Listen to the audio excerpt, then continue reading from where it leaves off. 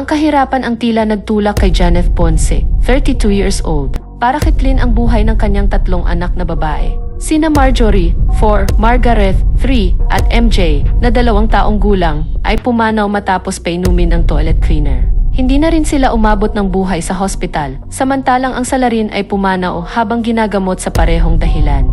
Ayon sa suicide note na iniwan ng ginang, hindi na niya kayang tiisin ang paghihirap ng kanilang pamilya. Ipinagkatiwala rin ito sa mga kamag-anak ang kanyang 7 taong gulang na panganay. Madalas daw pinagkakasya nito ang kung anumang halaga na naibibigay ng kanyang asawang isang construction worker sa Maynila. Isang buwan na rin itong hindi nakapagpadala sa pamilya, ayon kay Senior Superintendent Raul Sandoval. Ayon sa mga otoridad, ang insidente ay naganap noong December 8, 2008. Habang sineselebrate ng karamihan ang fiesta ng Immaculate Conception sa barangay Salasad, Magdalena na nasa hilagang parte ng Laguna.